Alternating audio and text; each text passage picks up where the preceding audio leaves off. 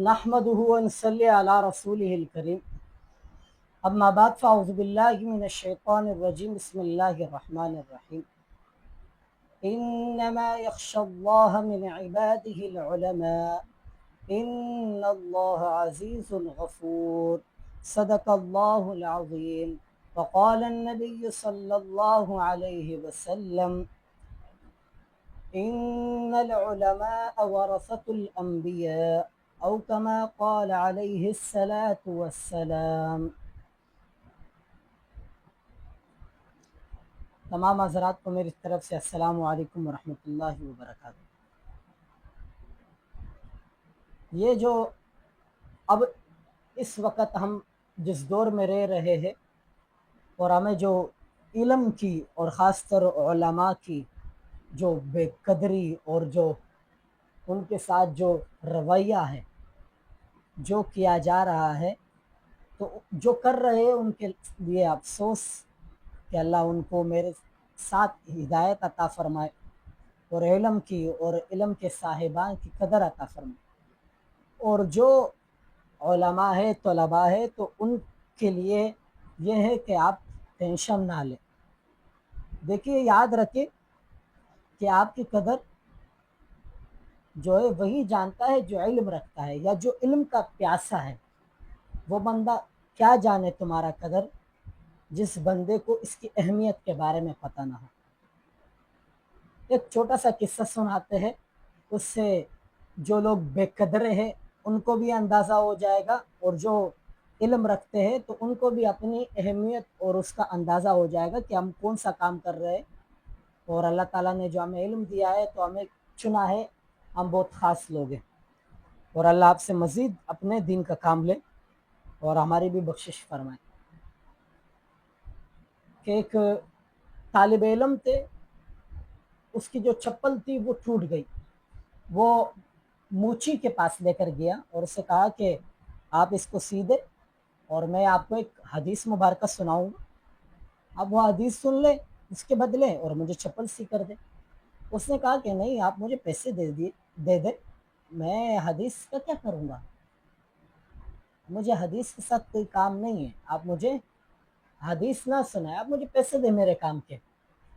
तो उस तालिब इल्म ने कई मरतबा तकरार हुआ बीच में, तो उस तालिब इल्म बड़ा अफसोस हुआ और चप्पल उससे लिया और अपने साथ ये सोचा कि जो चीज़ मैं हासिल कर रहा हूँ वो चीज़ ऐसी है कि जिससे मैं अपना एक चप्पल भी सी नहीं पा रहा हूँ, ये मुझे और क्या चीज़ दिलाएगा।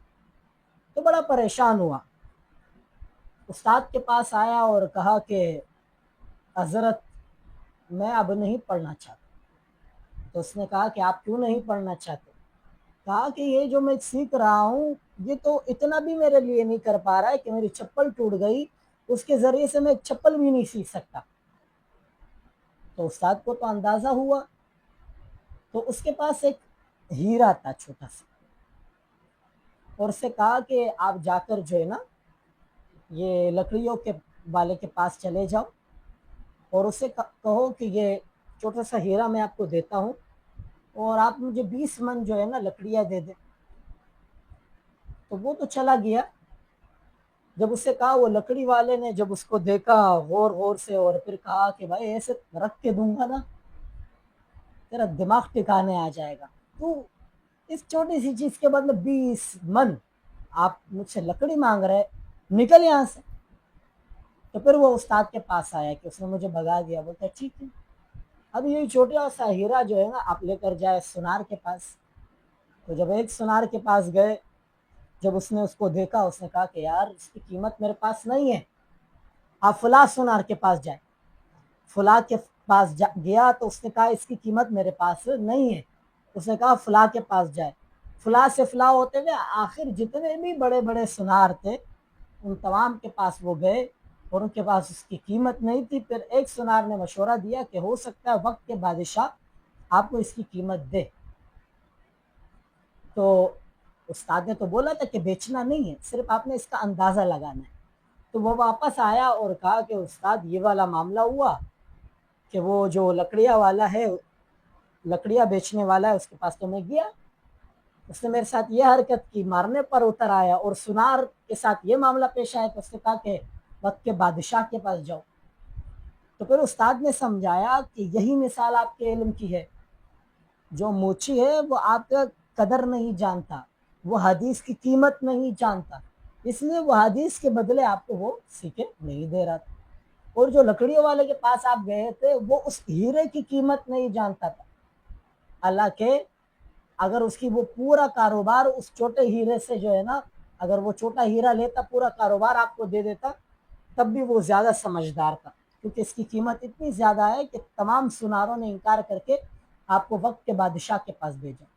تو یہاں سے آپ اندازہ لگائے کہ ہیرے کی قیمت جو ہے نا قدردان کے پاس ہے، اس کے جاننے والے کے پاس ہے۔ تو بھائی علم کی قیمت جو ہے نا علم کے پیاسوں کے پاس ہے، علم کی قیمت اس کے قدردان کے پاس ہے، علم کی قیمت اللہ اور اس کے رسول کے پاس ہے۔ عبادہ العلماء ان اللہ عزیز غفور۔